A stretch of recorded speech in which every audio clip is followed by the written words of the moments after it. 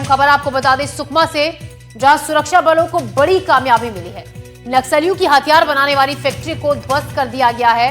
8 rifle, विस्फोटक और अन्य उपकरण सामान बरामद किया गया है। सुरक्षा बलों को नुकसान पहुंचाने की साजिश थी। मीनागट्टा इलाके में अवैध फैक्ट्री चलाई जा रही थी। तो सुकमा में सुरक्षा बलों को बड़ी कामयाबी मिली है। तस्वीरें आप देखिए, बड़ी मात्रा में हथियार बनाने का सामान यहां से जब्त किया गया है। हथियार बनाने वाली ये फैक्ट्री थी नक्सलियों की, जहां से 8 राइफल, विस्फोटक और अन्य उपकरण बरामद किए गए हैं। सुरक्षा बलों को नुकसान पहुंचाने की साजिश थी। मीनागट्टा इलाके में यह फैक्ट्री चल रही थी, यह अवैध फैक्ट्री, हथियार बनाने की फैक्ट्री। सुरक्षा बलों को एक बड़ी कामयाबी मिली है। सुकमा से खबर आ रही है, जहां नक्सलियों की हथियार बनाने वाली फैक्ट्री को ध्वस्त कर दिया गया है, जिससे 8 राइफल, विस्फोटक और अन्य उपकरण बरामद किए गए हैं। तस्वीरें आप देखिए, वो सामग्री, विस्फोटक सामग्री जो यहां से बरामद हुई है। सलीम शेख इस खबर पर ज्यादा जानकारी के साथ हमारे साथ जुड़ रहे हैं। सलीम, एक बड़ी कामयाबी, सुरक्षा बलों के हाथ फैक्ट्री का सामान जब्त किया गया है। जी बिल्कुल, एक बड़ी कामयाबी है। ये सुरक्षा बलों ने एक बड़ी कामयाबी के रूप में से देखा जा रहा है, क्योंकि ये मीनागट्टा का इलाका है, घोर नक्सल प्रभावित इलाका है, जहां माओवादियों ने हाल ही में एक अस्थायी ऑर्डिनेंस फैक्ट्री की स्थापना की थी, जहां देसी हथियार बनाए जा रहे थे। और ये देसी हथियार माओवादियों के द्वारा बनाया जा रहा था और इसे सुरक्षा बलों को नुकसान पहुंचाने के लिए इसका इस्तेमाल किया जाना था। लेकिन जैसे ही इसकी सूचना पुलिस को मिली, पुलिस ने एक बड़ा ऑपरेशन लॉन्च किया। सीआरपीएफ और जिला बल की संयुक्त टीम मौके के लिए रवाना की गई और मौके पर जैसे पहुंचे तो वहां भारी मात्रा में विस्फोटक सामग्री और कुछ लोहे के सरिया और तमाम जो उपकरण है जो विस्फोटक सामग्री में इस्तेमाल किए जाते हैं, उसे बरामद किया गया है। और वहीं जो स्थायी कैंप था उसे नेस्तनाबूद कर दिया गया है। क्योंकि बस्तर के जिस तरह से माओवादियों के खिलाफ जो बड़े ऑपरेशन चलाए जा रहे हैं, बड़े माओवादी मारे जा रहे हैं, इसके अलावा कई बड़े कैडर के नक्सली लगातार सरेंडर करते जा रहे हैं। तो ये एक बड़ा दबाव देखने को मिल रहा है, नक्सल संगठन में एक बिखराव देखने को मिल रहा है। यही वजह है कि अब नक्सलियों का जो सप्लाई चेन था, चाहे वो हथियारों का हो या फूड चेन हो, वो लगभग टूट चुका है। यही कारण है कि नक्सली अपने पारंपरिक जो पुराने हथियार थे, देसी हथियार, उसकी ओर रुख कर लिया है। क्योंकि जैसे ही इसकी सूचना पुलिस को मिली, पुलिस ने एक बड़ा ऑपरेशन लॉन्च किया और देसी फैक्ट्री को उन्होंने मौके पर ही नेस्तनाबूद कर दिया है। बिल्कुल सलीम, एक बड़ा आघात ये नक्सलियों पर है और कड़ा प्रहार, क्योंकि जो उनको एक तरीके से जो हथियारों को जब्ती जिस तरीके से हुई है, अब और भी कमजोर नक्सली इस इलाके में जो यहाँ पर नक्सलियों की मूवमेंट थी वो इससे हो गई होगी।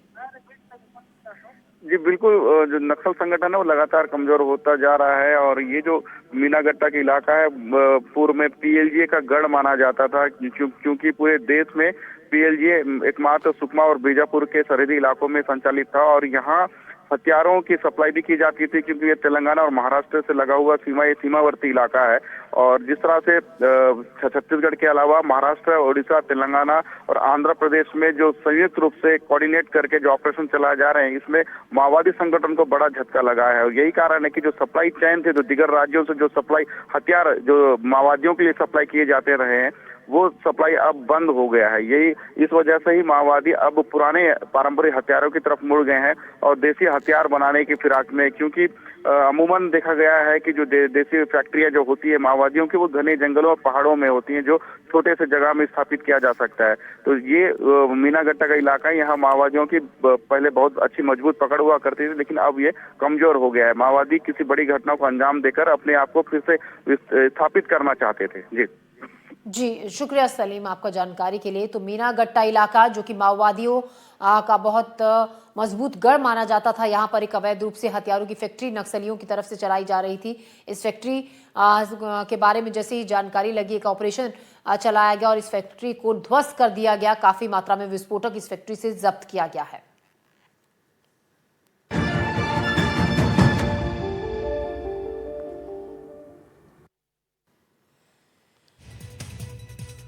और खबरों की शुरुआत करते हैं ग्राउंड रिपोर्ट में। खबर अशोकनगर से, जहां जिले की ग्राम पंचायत गरेठी में आदिवासी नन्ना के परिवार को साल 2021-22 में पीएम आवास का सपना दिखाया गया, लेकिन अब 4 साल बीत जाने के बाद भी ये सपना सिर्फ कागजों में ही मौजूद है। हालात ऐसे हैं कि आज भी नन्ना आदिवासी परिवार झोपड़ी में रहने को मजबूर है।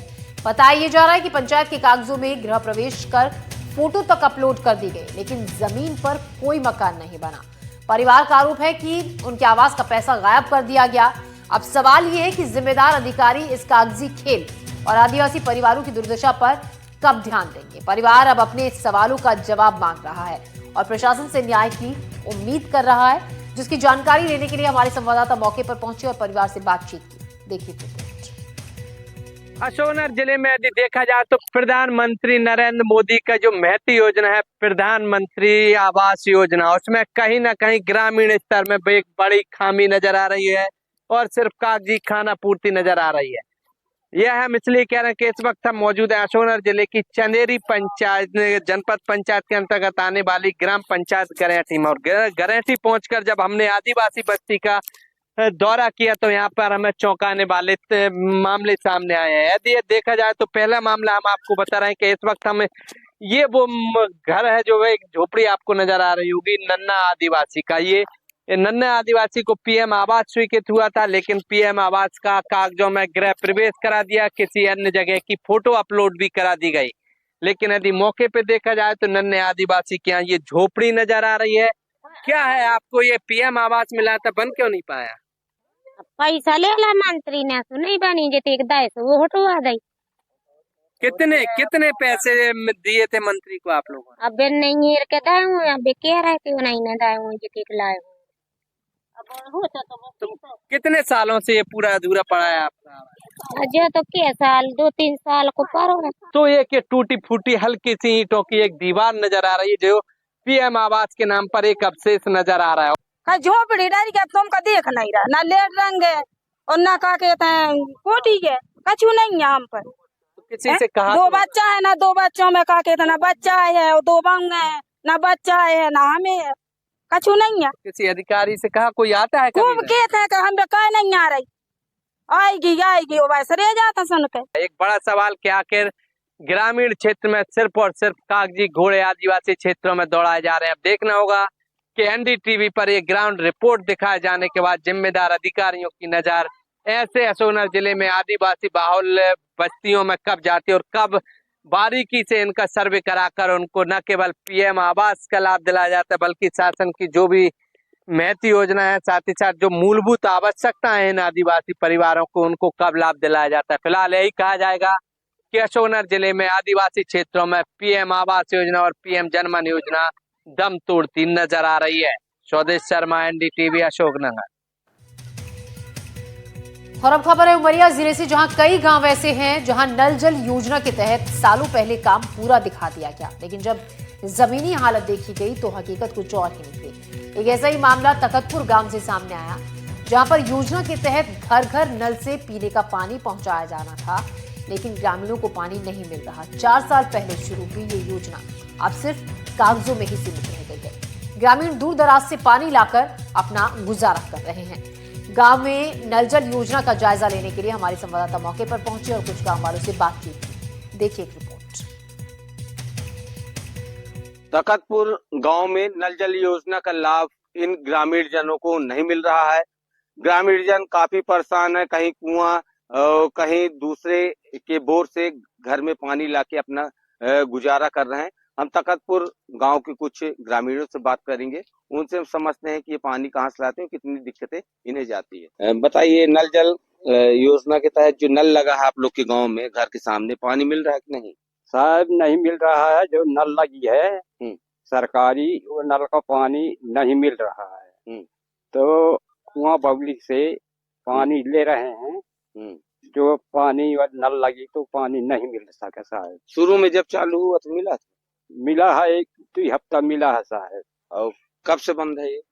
2 हफ्ते के बाद